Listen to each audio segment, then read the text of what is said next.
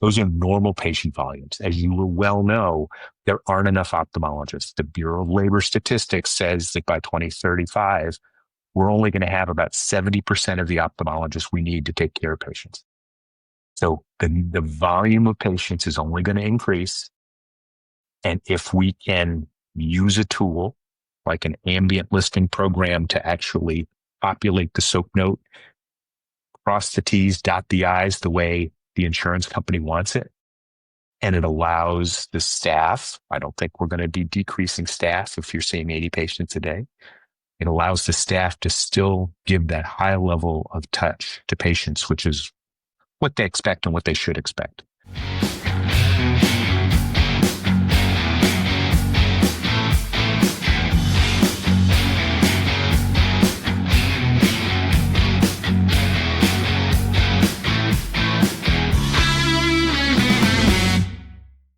Welcome to the Ophthalmology Experience, Season 2, powered by Boost Patients.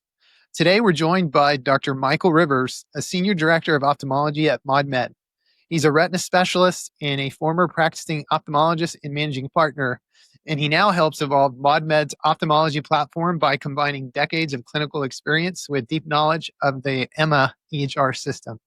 Dr. Rivers, welcome to the show. Thanks, Guido. Glad to be here. Yes, and I was just mentioning before we hopped on, you and I have had a lot of interesting chats over the last few years, and I think it's kind of cool that we get to record one because I think you have a lot of great information to share with people, and I think they need to hear what you have to say. So I appreciate you coming on. Thank you. Very happy to. And I think, I have to give credit to our founders who understood that having physicians be part of a medical software platform, both for development and in leadership, which is what I do with the company, is an advantage and certainly different than a lot of healthcare IT vendors out there. So pleased to join you today. And definitely gives more credibility. And from my experience, physicians tend to listen more to other physicians as opposed to me. So it just kind of helps in that way. So did you always know that you were going to go into medicine, or was there any other path that you were going to take before that? So that's a good question. I actually majored in chemical engineering and chemistry when I was at Princeton. And my first real jobs during the summer were at Eastman Kodak making plastic in big tubs. And I hated it. And I thought this was really awful. And then I thought maybe I should go to medical school. I went to medical school. And it was in medical school that I found a love for ophthalmology. I'm also a very serious photographer and videographer, and the visual nature of ophthalmology really attracted me. And I worked in a lab with a retina specialist, very famous retina specialist, one summer, and I was sold. I was going to be a retina doctor. But I kept up the tech, and I also continued to program. I had been programming in college, and I continued to program and was part of a commercial software project that Apple Computer funded for Cornell Medical School. And we put together a course called PathMac, which they ultimately, the medical school ultimately sold, but it gave me a taste for working in software also. Mm-hmm. Yeah, that's very cool. It sounds like your mechanically inclined brain kind of found its way back to the software world, right? I mean, that's right. You did what you love, and now you get to continue in a different way and do what you love. Because I can tell, because you seem to genuinely really enjoy interacting with customers and just other physicians and other people in the different practices. I can tell you really like it. I do. I was one of the first 7 doctors for our medical practice. And when I left, there were 27 doctors and 14 offices. So I really, really on a granular level understand how difficult it is to run a medical practice. I have a lot of respect for people like you and people who do this professionally now, because obviously I don't anymore. Medical businesses are very challenging for multiple different reasons. And to be able to provide some solutions to these medical practices, frankly, is really cool. I'm having fun doing it. Very cool. And I think that the takeaway, what I tried, the reason I'm doing this podcast, because I really like people like myself that are trying to really get this business of ophthalmology, continue to grow and be successful. I want to give them the opportunity to hear nuggets from people like you. So I think you have a unique perspective because, being a physician and also being at a company where you get to work with a ton of other practices. You get to see the good, the bad, the Mhm, ugly, like mhm. what people are doing. Can you share just with the audience what are some of the most recent trends in ophthalmology that you've been seeing across maybe all the different ModMed customers? I think your audience is probably a mixed audience, but I think I'm going to make part of your audience mad right now. I think the best practices that I've seen, and ModMed now has, hundreds and hundreds of ophthalmology practices, and I spent some time in orthopedics as well. And this is from one doctor practices to, very large 200 and 300 doctor private equity backed practices. The people who run the best businesses are not the doctors. And I say that with all respect for what doctors do. And having been a doctor, it's very challenging being a doctor these days. Um, I work far few hours as a full-time executive for a software company than I do as a retinal surgeon working nights and weekends and doing emergencies. So I have a lot of respect for my colleagues. But when it comes time to actually taking the time to make decisions, putting together a team to execute projects, full-time administrative staff do a much better job of that. And I think the better run practices like yours, like others that we work with that we've talked about in the past, these are practices where the doctors understand they have a very narrow lane. They do that really well, but they have to get help when they get outside of that lane. They need someone like Guido to help them run the business. And I think that's probably the biggest differentiator between really well-run practices and practices that aren't run quite as efficiently. Yeah, yeah, I agree, and I think there's probably a few unicorns out there that Yeah. are very high performing physicians slash business owners because you see them. There's a couple of them that we know personally together, and but I agree there is a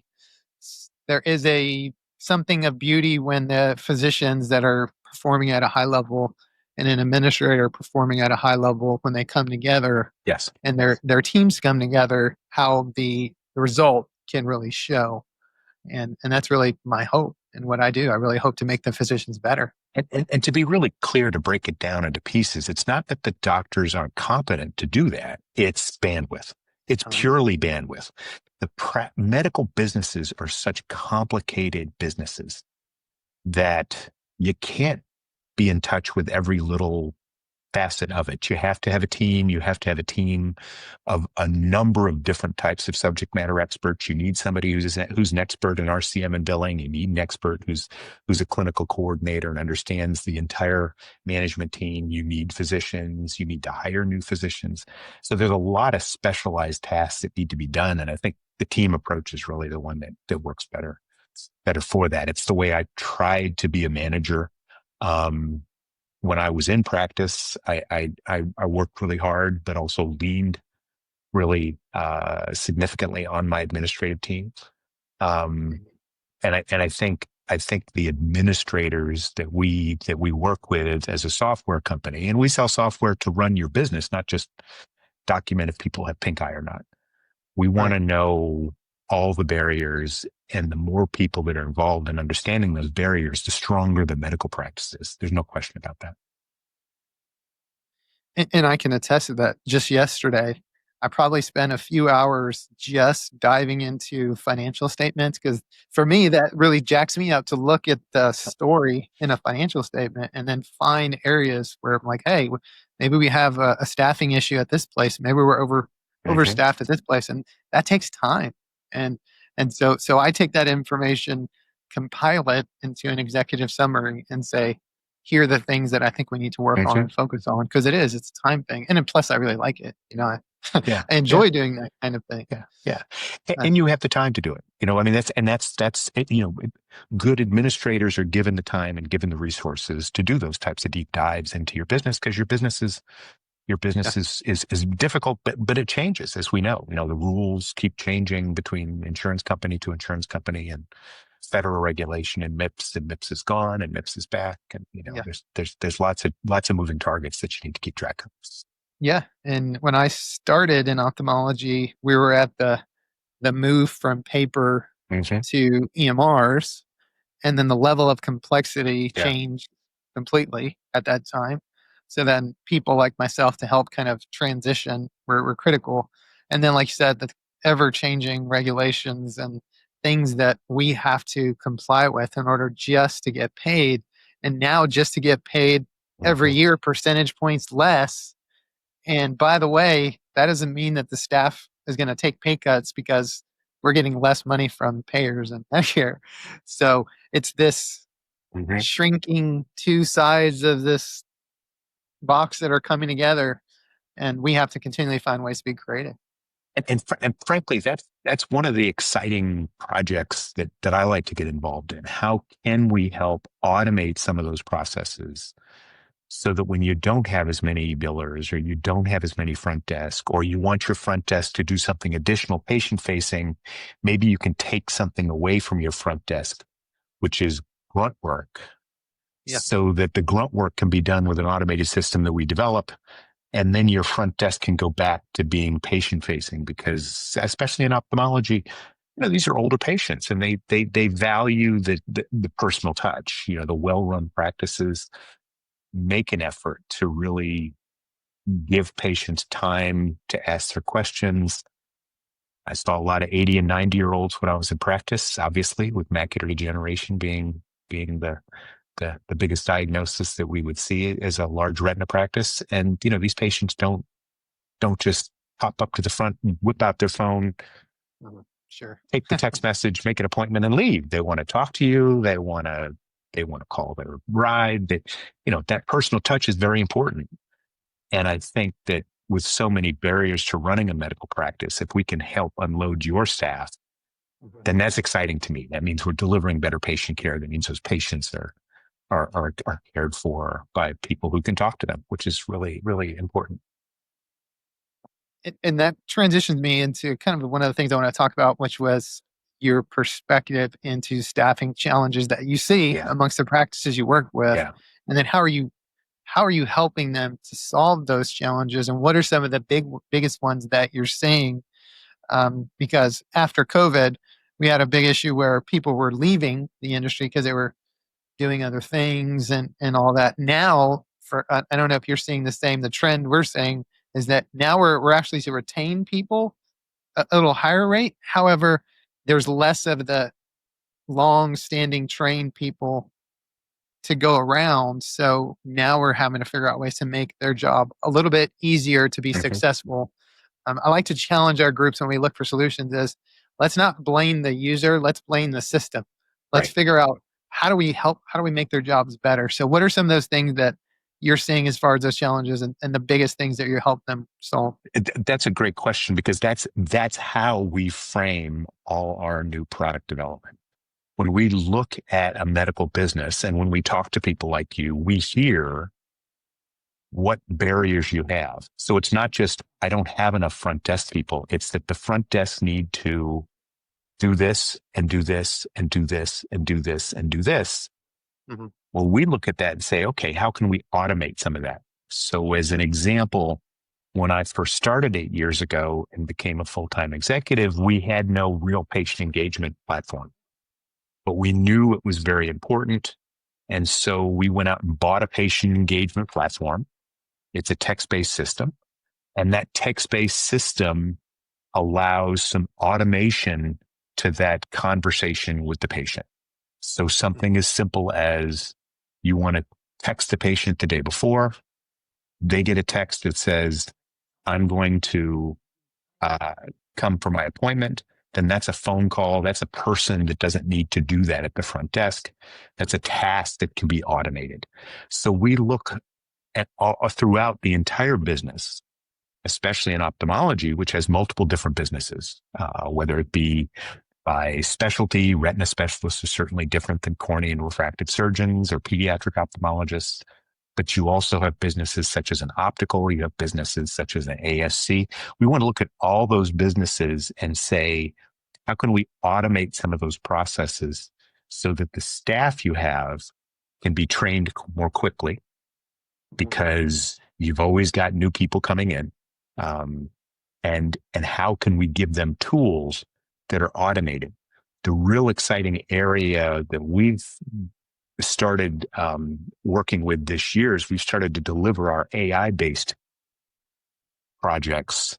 And some of those are specifically just to help people at the front desk, as an example, who don't need to answer the phone as often or don't need to email a patient or text a patient. It's automatically done in the background, and some of the artificial intelligence built into our billing platform. So some of the information about whether or not a claim is going to get paid before it gets sent to these evil medical payers. That kind of feedback to your team makes your team more efficient. They can focus on the problems instead of focus on just the volume that comes in. And I think that's really, really an exciting part of what we do and what we want to do to help you run more efficient businesses with staff who are going to stay with you for 2 years and then leave. That's the challenge, isn't it? They don't stay for 10 years. Yeah, They don't that's stay the for 20 trend. years. They Right? know. Yeah, and I think the perspective has to change a little bit. We have people that are in the industry years and years and years, and then have the expectation of, well, I'm going to train this front desk staff member to be an insurance specialist, verification, a Yeah, billing specialist. That likelihood is that person, and like you said, a couple of years is probably on to the next job or that's right. or on to the next role in your organization. We see that a That's lot right. too. That's right. They end up moving to be a technician or they move to Mm-hmm. whatever it is. So I think I was going to ask you too, like, how do you answer the question of, well, automations are going to replace jobs? And I hear that in some circles, and the people are afraid to use automations because they feel like it's going to start taking over a portion of their job. But I think you answered it kind of before, and how you said really it's just helping them make their job a little easier. Right. It is, especially in healthcare. We don't build cars. We don't talk to the cars as they get built. There's no interaction between us and a car. If it's a car that's being built, the faster you can build it, the better. We are taking care of people who have questions, who have needs, who are unique individuals. I calculate that I took care of about 15,000 different patients, retina patients, when I was in practice. And those were 15,000 different people. There weren't kind of everybody's the same. It was very different. The way people listen, the way people are concerned about things, challenges they may have at home. This is a very people oriented business. I mean, it sounds silly to say that because obviously you're taking care of people, but it's not just putting in a new plastic lens and giving them a previous premium lens. It's the conversations. It's understanding what they do at home. It's understanding what their needs may be in 5 to 10 years. And that conversation is what doctors are really good at. And they need support to have the time to do that. And it's a lot of the grunt work that we want to automate. So I don't know that we're replacing doctors, that's for sure. I don't know that we're replacing any clinical staff because they still need to help the doctors see the patient. I don't know that we're replacing front desk people because the front desk people can be really valuable at talking to patients as they're coming into the practice or leaving the practice. Yeah. And if they don't have to do the grunt work, they can spend more time talking to patients. Even the billing office, we tried to get our billing office to be more client facing. Get on the phone with a patient, talk to them. I know you can send them an email and they'll read it, but sometimes it's kind of nice to call somebody and just talk to them about it. And that touch makes for a stronger practice. It makes for a better relationship between you and the patient. And I think if Sure. you can focus on what technology doesn't do, emphasize that with your staff, and then let the technology, especially the automated types of things that can be done well with technology, I think that really gives you the best chance of delivering great patient care. And just to kind of further what you said is, I think it's really important when you look at the technology that's helping automate those mundane Mm-hmm. processes that your front desk staff take on, to really understand the full breadth of the journey of that patient. And when they come in or when they're considering your practice, from the time that they actually get a text message with a reminder, and they get a text message to fill Mm-hmm. out paperwork, and then they get a text message to check in or text. So you go along that whole journey. I don't know if enough practices will have taken enough time or really understand how impactful one little break in that chain is going to be and make Yes. the rest of the things not work as well. Hmm. So I think I agree with you wholeheartedly in terms of Hmm. you really have to do the work to make sure that you can get all these things done, but also really understand because even us, we do all the time. We're looking at it, but I'll just all of a sudden find something in our flow that Hmm. gosh, I need to change that. So you Hmm. really have to be continually looking at it and making changes. And, and I think what's nice about the way ModMed goes about business is they look at this as a collaborative environment. You know that from knowing me Mhm. personally and working with several of our teams. We like to get feedback from people who are using our software or not using our software and have barriers so we can see if we can support a process that is more efficient for you and your team, whether it's more efficient because it's easier to learn the software and you can get new um, staff up to speed quickly, whether or not it helps the doctors spend more time with their patient and look at the patient instead of looking at a screen, whether it's the back office and the billing office where some of the processes are automated or there's artificial intelligence that flags something that is likely to be denied before you send it out so that you can clean it up. These are all ways that we try to fix these processes. There's a group in our company called the user experience team, and their whole job is to evaluate these processes and look and see if there's a way to make these more efficient. And I love working with them. And we get clients like yourself in front of them periodically if we have a particular problem or a particular new product we're trying to polish up, or we've got a product that's older and we're trying to update it because there's some new requirements. And they look at this as a patient journey. They talk about patient journeys all day long. In Mhm. fact, their flow charts when they're trying to create new processes, they actually visit clients or at some of our user conferences or other places.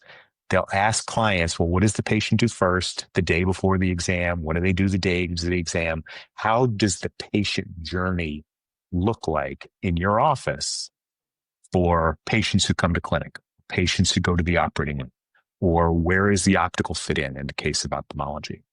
And they look at this journey and they look at it in terms of what the patient sees and thinks and feels and try to design something that's patient centric, which Mhm. obviously is the whole point of all of Yeah. our work. We're trying to take care of our patients. So I love talking to them because that's where they come from. They don't come from anything that Mhm. is already built. They really look at just what does the patient do?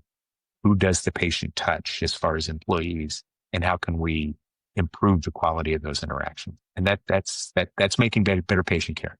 For It's very sure. exciting for me to be part of those projects. Quick break brought to you by Boost Patients. If you're listening to this podcast, you're probably a physician, a practice admin, or maybe someone on the marketing team, and you really have a singular goal. You want new patients, more consults, higher surgery volume. And oftentimes, when you want that, you think immediately about marketing, spending more on marketing, investing more in marketing.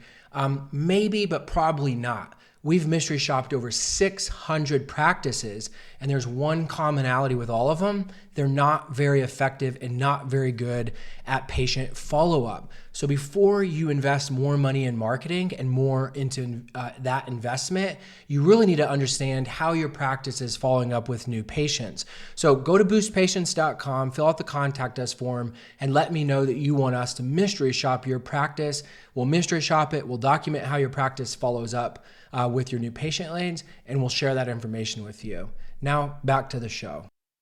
And I want to touch on something you said earlier about automations, which you touched a little bit on the physician portion. Hmm. And I want to ask your opinion because, as we know, ophthalmology is very scribe heavy, Yes, very dependent on the scribes, and it's not really just the documentations. that's right. Sometimes most times it's the security blanket. It's the person they trust. It's the one that's helping them navigate their day and are very important people. And Hmm. so, I know ModMed is developing and has gone live, I believe, with some specialties. We're still working in ophthalmology on Hmm. I think you're calling it ModMed Scribe now, right? Yes, yes. So I sometimes wonder how accepting these physicians are going to be, because I can see the scribes telling their doctor, oh, so you're going to replace me now? Like, what's going on? So when you have these conversations with providers that may say, well, how's that going to work? Like, they can't walk the patient up to the front desk. That's What right. is what are some of the ways that you answer those questions? So, so what automation is good is at doing something that's very repetitive. So in the case of an exam, if I'm a physician, I'm having a conversation with the patient. If I'm a retina doctor, the most common conversation I'm having is about wet macular degeneration. Mrs. Jones, you have wet macular degeneration, and we're going to start a treatment that's called Eylea. And Eylea is a medication, and I'm going to inject it in your right eye every month for the next 3 months, and then we'll reevaluate and we'll see how you're responding. That medication has some complications. If you have any problems immediately after the injection, you should call our office. And you basically have a scribe who's listening in the background. You now have a system where the iPad is listening in the background and putting together that soap note. But ultimately, the doctor's going to walk out the room. The technician is going to need to prep that patient. ModMed scribe is not going to touch the patient. The patient is going to have an extra question while the doctor walks out of the room. The scribe is still going to give an answer to what that means. And then you've got the scribe who's going to, after the doctor does the injection, stay with the patient, make sure they're okay, maybe administer some eye drops if needed, and help them get to the front. So the way I look at it is it takes time and effort in creating these notes. And these notes are getting more and more complicated. Medical insurers want everything done correctly. And if something's not done, they won't pay you and they'll send a note back. So it's helping to polish up the note in an automated fashion with an ambient listening platform. But it gives the scribe and it gives the doctor more time to talk to the patient. And I don't think that's ever going to be bad. I have some retina doctors who see 120 patients a day. I don't know how they get through the day. They do it day in and day out. In fact, I need to go visit this guy once because I need to see it. My old medical practice, the doctors are seeing 70 to 80 patients a day. Those are normal patient volumes. As you will well know, there aren't enough ophthalmologists. The Bureau of Labor Statistics says that by 2035, we're only going to have about 70% of the ophthalmologists we need to take care of patients. So the volume of patients is only going to increase. And if we can use a tool like an ambient listening program to actually populate the soap note, cross the T's, dot the I's the way the insurance company wants it, and it allows the staff, I don't think we're going to be decreasing staff if you're seeing 80 patients a day.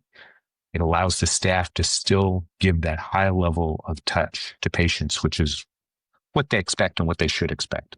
And so I'm not trying to get rid of people. I don't think that's ever going to happen in ophthalmology. I think ophthalmology is just getting much more complicated. And part of it is because the volume is going up and these doctors are already overwhelmed. That's the challenge we're trying to fix. Yeah, and I think we're going to have to continue to carry the torch for that. I don't think we're going to come in and day one, people are going to say, "Yay, everything is different. We love it," because it's Yeah. going to take a big paradigm shift. Because Yes. you mentioned some of the patient volumes for certain providers, and now they're seeing more. Well, they also have specific thoughts in their mind that have been developed over many years of, I need X amount of staff, I need this amount of rooms, I need all these things to see X amount of patients. Well, that paradigm is going to shift. It is. And it's a hard thing. And I know, because I got to change a provider's mind. I got to come with a lot of data. And You, even then, it doesn't yep. always work. They're going to say, to see this many patients, I need 10 rooms. And you're going to say, I don't have room to build 10 rooms for you because we'll be taking over part of the glaucoma clinic, and the glaucoma clinic is getting as busy as yours is.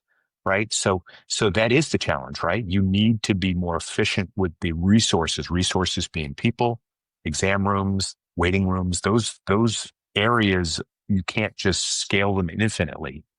We have to continue to that's a just challenge challenge. that. Yeah, we have to challenge that status quo almost Yes. continuously. And so I'll take all the help that I can get from a That's right. ModMed perspective That's to right. help shift that paradigm. And I do appreciate too. I know you guys are taking a little extra time to make sure that it functions as you want it to, because Yeah. you almost kind of have like you got to make a first impression, and you don't want to have a bad first impression out of the gate. We've done some market research, and there's some competitors who have come out with more generic ambient listing platforms, and they brag that it's 80% successful. And Mhm. but the doctors at 80% are basically correcting everything, and it takes them just as long to go correct everything rather than to just do the chart de novo. So our goal is much, much higher than 80%. And we're not there yet. And we're not going to release it until we're at a much higher rate. As you know, I have 3 medical directors who are continuing to practice medicine. 2 happen to be retina surgeons. 1 is a cornea and refractive surgeon. And they are starting to use this product in their clinic as an alpha test. Mhm. They're not using it on every patient, but they are trying to get a sense of where the artificial intelligence has challenges. And then we're polishing up those challenges before we actually roll out a beta. We will be rolling out a beta before the end of this year, though, and we will be asking clients to use this on at least some of their patients every day and just kind of get an idea with multiple specialties, including optometry, what works, what doesn't work, so we know what to polish. But the idea is for this to be an adjunct to patient care. I don't think this is going to get rid of any headcount. You may like Right, that it would get rid of headcount because right, right, obviously right. FTEs are Yeah, expensive, but the goal here is to improve the quality of care that we have for our clients. We think it's pretty good now, but we'd like it to be even better. yeah, I agree. I don't think it's going to get rid of headcount. I'm just going to be Yeah, happy that they're running a little more efficiently in the clinics, because we're that's right. we're constantly trying to figure out how to provide the best experience, what our Hmm. differentiators are, Hmm. how to give more face time from patient Yes, to the yes. physician. Because especially this time of the year, as our cataract volumes are growing, thank goodness. um, you start to the doctors are a little less time to have face time, and you start to kind of feel that and maybe hear it from a few patients like, well, they only Hmm. spent a few minutes with me. And so, well, it's not about the quantity; it's more about the quality. Remember, But you know, but if they're complaining they don't get quality, then one of the doctors I first started working with says, patients vote with their feet. yeah, They don't come in and tell you they don't like the system. They don't tell you anything. They just yeah, pick up their chart one day and they go visit another doctor. So yeah, for so sure, you've got to be way ahead of any problems. So where for people are sure, starting to leave, you need to really keep track of that. Yeah. yeah. And so, when you look at these challenges, how do you, or give me some insight into ModMed's decision making process as far as how do you decide which ones to tackle? Because I'm a part of multiple groups, and these groups look at ways to solve these challenges, but Yep. there's always some flavor. Every practice has their own flavor, how they want to do it. What's the process that you guys look at when you look at physicians' requests, administrators' requests? Yep. How do Yep. you make those decisions? So we've got a lot of ways we get data. And I'll go through them. We have a yearly users conference, and part of the users conference is to give you information, but part of it's also to get feedback. We have lots of clients that may feel very passionately about an aspect of their business. And one of the things I love doing is getting somebody who's passionate about one aspect of their business in front of the product manager who's building that product so they can get direct feedback from people like you to build what you all need. I think as a company, it's really fascinating to me that ModMed now has 26 physicians across all our specialties. Again, there are 4 in ophthalmology, but there's 3 in dermatology, there's 4 in orthopedics and pain, yada, yada, yada. There's physicians all through the practice who continue to practice, but they also know how to listen to our clients and know how to get these clients who have particular barriers in front of the people who are actually designing and building the software. And that loop is really, really important to us. And I think it's because obviously our co-founder is a dermatologist, he's a physician, he understands how complicated these businesses are. So we've got really good people to listen when there are barriers out there.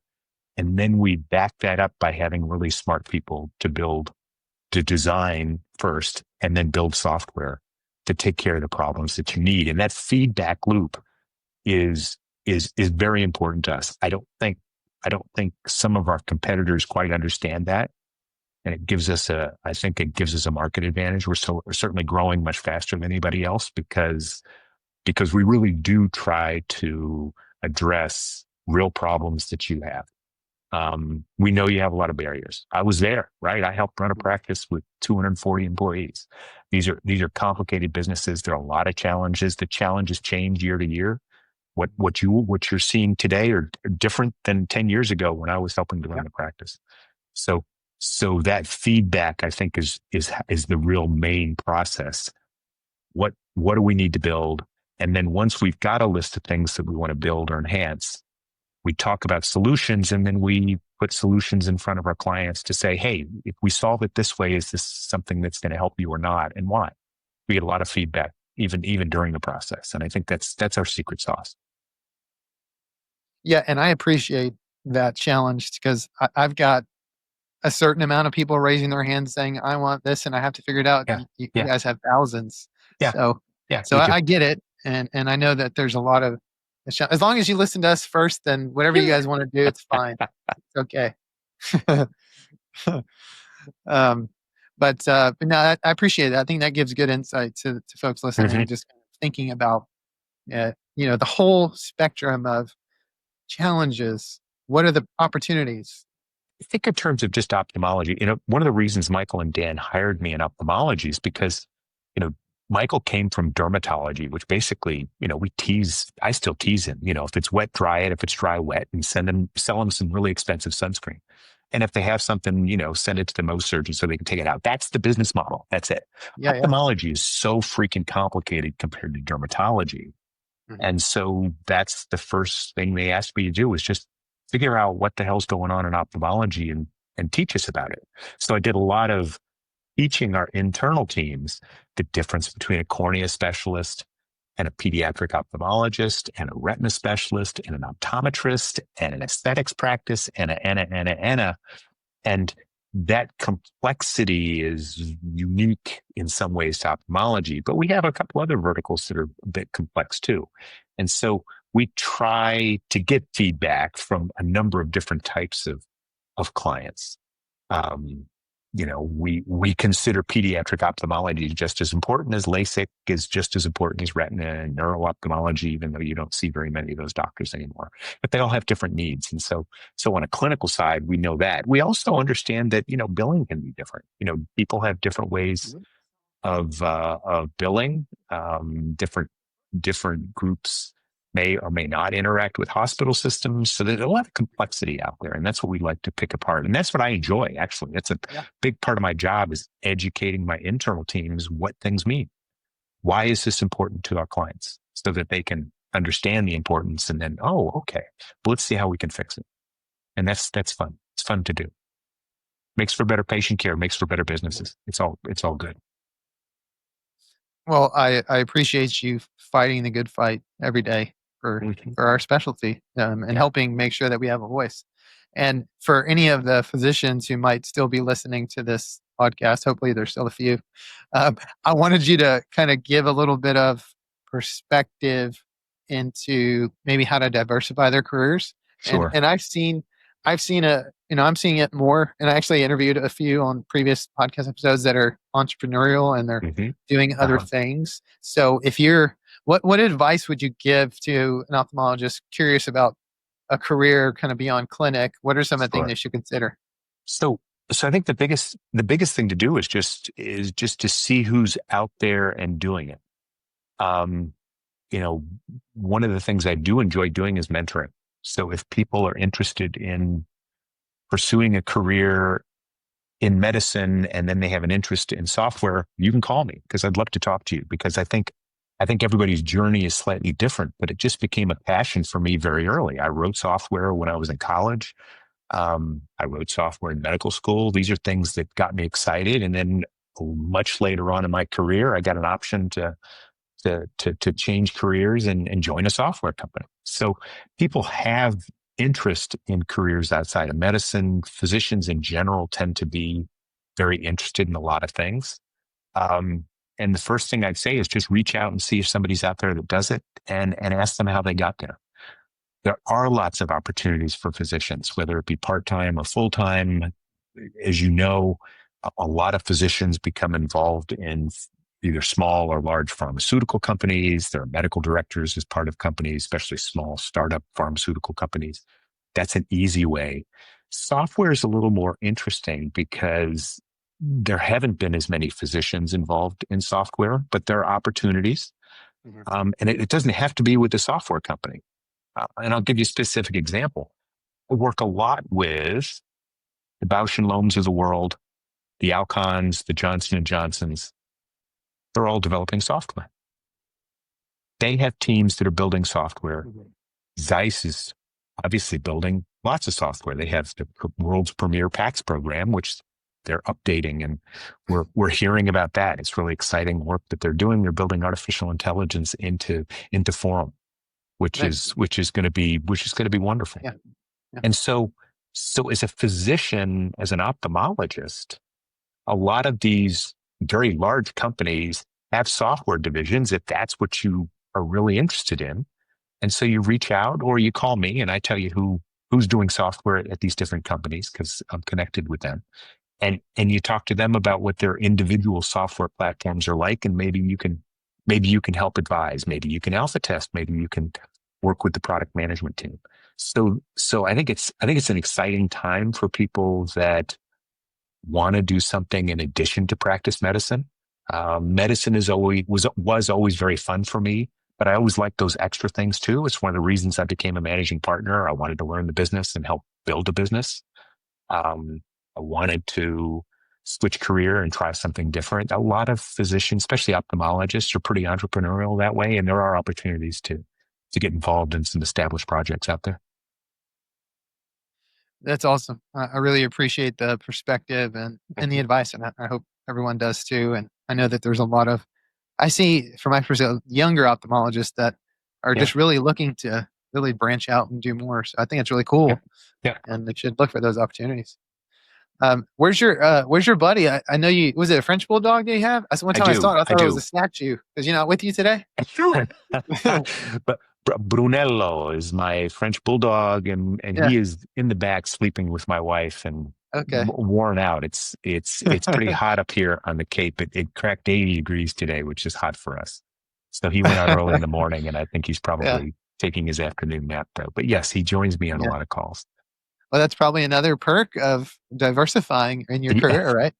You can't really do that in clinic. It was. I used to practice in Washington, D.C. and used to have to fight traffic and run to the hospital and do all those things. But when I took this job, it was a full-time remote position. And so I moved to Cape Cod, Massachusetts, and have been up here since then. That's awesome. Dr. Rivers, I really appreciate you joining and providing your perspective and just some great advice. And I just want to say thank you. Thanks for hopping on. Happy to help. Thanks very much. I also want to take the opportunity to thank our listeners for joining us today. If you want to keep up with the podcast and the interesting conversations with our guests, please don't forget to subscribe and please share us with your friends on social media. Another shout out to Boost Patients for producing the podcast. Boost helps ophthalmology practices get more new patients without spending a dime on marketing. You can learn more about them at boostpatients.com or check out the show notes. Hang in there, ophthalmology gurus. We'll get through this experience together. Have a great week.